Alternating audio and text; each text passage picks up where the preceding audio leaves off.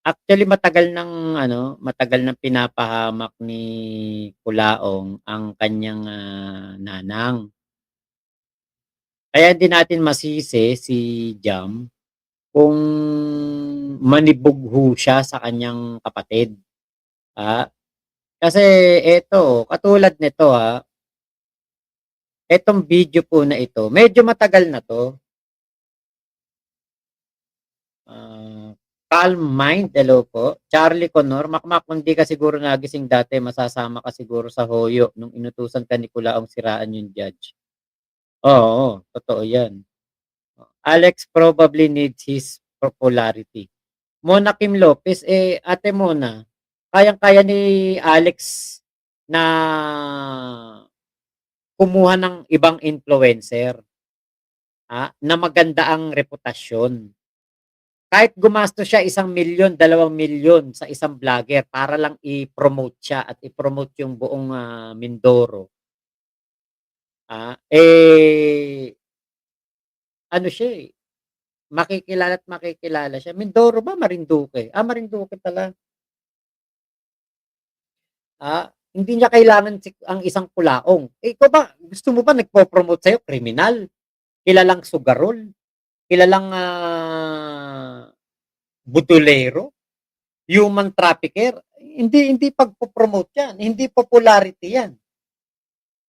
Para kang kumuha ng adobe na ipupukpok mo sa ulo mo. Ngayon ito po, 'tong, video na ito na nasa screen ninyo, matagal na 'to, ah, pero eto kasi sabi ko nga dito sa video na ito yung pinakamalaking pagpapahamak ni Kulaong sa nanang niya. Sa sobrang kagustuhan na maiyabang, mai-flex ang kanyang, nanang, pati yung mga bagay na napaka-imposibleng mangyari, pinagmamalaki nito. Ayan na. Si Colonel Dulin, major pa lang noon, at saka si Sergeant Batong, Sergeant Pisio, paglalabas si Nanang ng Kawayan City sa syudad, naka-face mask, naka-hood, nakasalamin.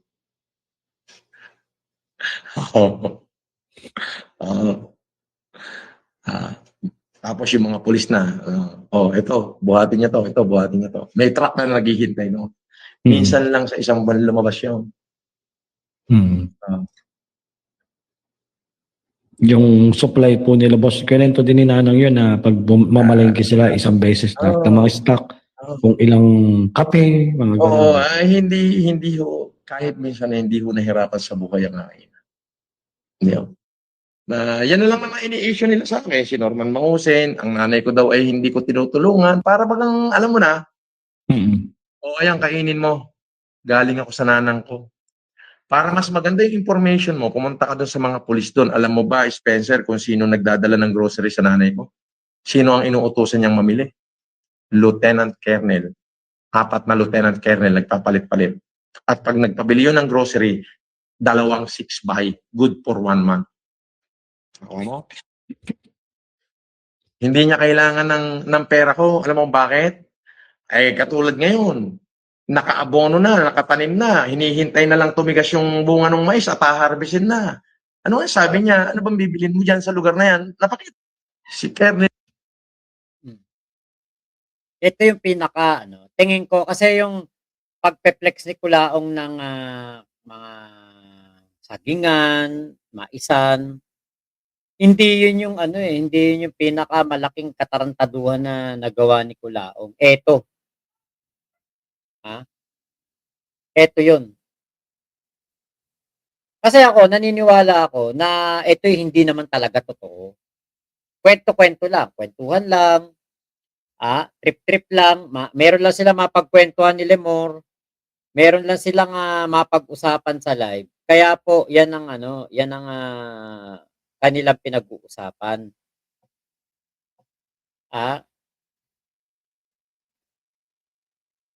Kaya nga dito, total naman kwentong barbero lang, parang sa kanila wala lang 'yan, 'di ba?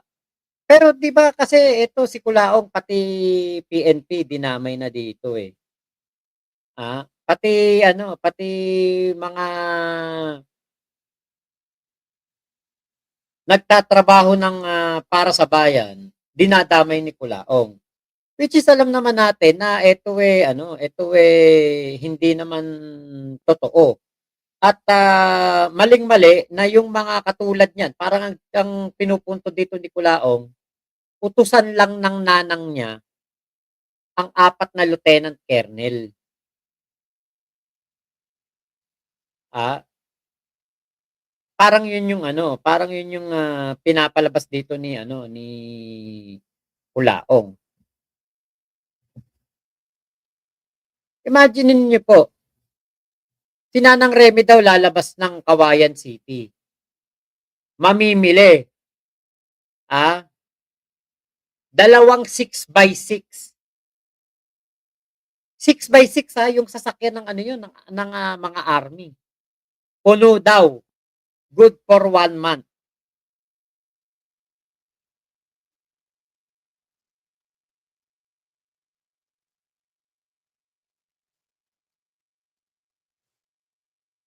Imaginin niyo po yung ganong, pagyayabang.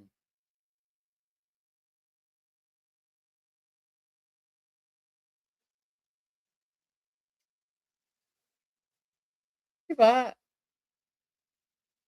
Alam alam naman natin din siyempre hindi talaga totoo 'yan.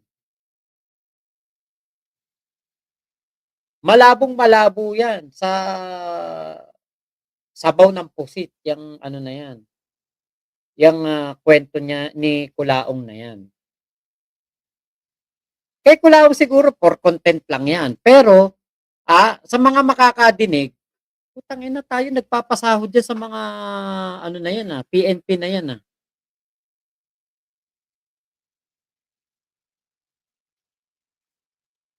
Tapos, utusan lang pala ng nanay ni Kulaong. Oh, ano iisipin natin, nanang ni Kulaong ba nagpapasahod diyan? Nagpapalitan daw ang mga lieutenant colonel para maging alalay ni Nanang Remy, 'di ba? Imagine niyo kung gaano kayaman yung tao para makakuha ng alalay na pulis. Gaano kayaman ang kailangan para magkaroon ka ng bodyguard na pulis na mamimili ka lang ng stock. Good for 1 month. Kailangan pa ang, tagabuhat, lieutenant colonel. Tapos, 'pag pinakita mo ang nanay at tatay mo, yun na yung inaayaw ni Pastor Jam, 'di ba? Yun na yung inaayaw ni Pastor Jam, na ipe-flex mo yung nanay mo na magmumukhang kaaba-aba ang itsura. Samantalang sabi mo, 2 lieutenant colonel lang nag-aano diyan, nag-e-escort diyan 'pag mamimili, tagabuhat lang.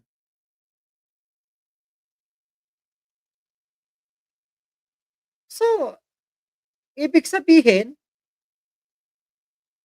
yung, nanang mo, pinapahiya mo.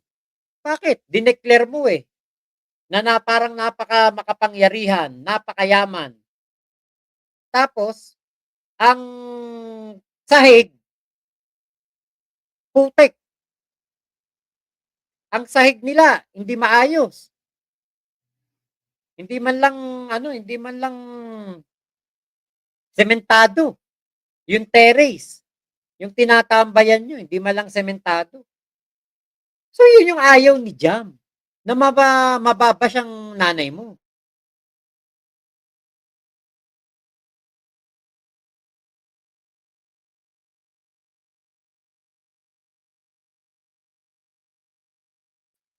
Diba? Kaya po ito yung inaayaw ni Jam. Yung mga ganitong pagyayabang ni Kulaong. Kasi katulad niyan, sinabi ni Kulaong, kumikita 250,000 sa sagingan. Pinapadalhan ng anak na maraming pera. Paano nga kung warit may pumunta dun sa sa bahay ni Nanang Reme? tutukan sila ng mga 6x6 din doon. Kung anong tutukan sila Armalite doon, may magagawa pa ba sila doon? Sabihan lang na, ilabas niyo lahat ng meron kayo. Tapos inilabas ni Nanang Reme, mga resibo ng padala ni Jam. Resibo ng padala ng taga-Australia. Nasa ikay pera. Sabi ng anak niyo, meron kayong kinikitang ganito kalaki. Pwede ba sabihin ni Nanang Reme doon, naku, for the content lang yun, yung si Francis. Di ba?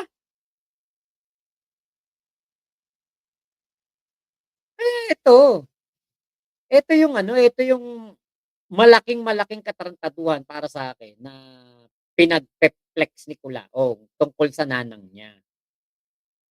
Huwag mo na idamay. Kasi nga, hindi kami maniniwala na namumuhay sa maalwan na pamumuhay ang nanang mo. Bakit? Si Jam lang naman tumutulong sa kayong taga-Australia. Kahit pala yung anak na principal, hindi rin pala yung nagbibigay. Ikaw na panganay, wala kang kwentang panganay, wala kang silbing panganay, Culaong. Kaya alam namin na si Nanang Reme at itong si Tatang Gilbert, dahil kay Jam, nalaman namin na hindi sila nabubuhay ng talagang maluwag na maluwag.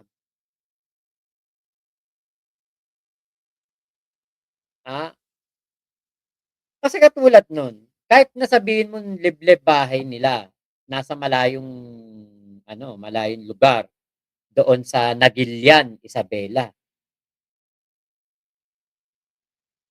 'Di ba? Yung ipapasemento mo man lang yung harapan ng bahay mo. Ako si Jam, di ko na siya maano na, Jam, pagawa mo naman yung bahay ng nanang mo kasi siya na nagpagawa nun eh. Paayos mo naman yung terrace. Hindi na natin siya mapipilit kasi nagawa niya na yung part niya eh. Meron na masisilungan ng kanyang nanang at tatang. At payak na pamumuhay lang ang kinabubuhay ng kanyang nanang at tatang. Okay na daw dun sa nanang at tatang niya yun. Di okay, pero 'di ba, dito naman sa sa labas, yung panganay naman siguro ang magpagawa ng terrace. Total naman puro kayabang ng mga kung ano-ano biruin mo kayo nagba-vlog ka sa may Kawayanan.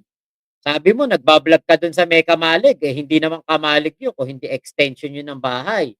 Na lona lang ang bubong. 'Di ba? Yun yung pag pinasok sila sa bundok, tingin ni Culaong makakahingi ng tulong agad kahit magsisigaw ka do'n walang makakarinig. Oo, wala nga daw silang kapitbahay. 6x6 dalawa pa kahit sundalo ka di puwede magmay-ari nun or makagamit ng gano'n. Ginagamit lang for transport na military logistics or official operation ng military.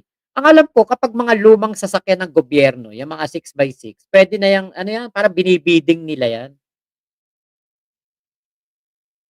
Puwede kang magmay-ari niyan. Pero kapag yung na yan, yung mga nagamit na talaga, yung mga 15 years na, 10 years na sa serbisyo. Philippinix, ayan may private army ang PEG. Maria Aria. Pero yung mga totoong mayaman dito sa Isabela, pag lumalabas nakapambahay lang. Mama Chups, pare Mac, nasa RWM kami kanina sa casino. Di ako, Resort World. Ako na magsasabi na literal na baliktad ang kwento niya na siya ang boss. Siya ang inuutusan ng mga kasama niya taga-bitbit ng bag. Kuya Henry, sasakayan pang bundok yung 6x6 na yan. Ang laki naman. Tapos puno pa ng grocery. Nung andun siya sa bahay ng nanay niya, ni wala tayo makitang kahit isang delata o kahit anumang grocery.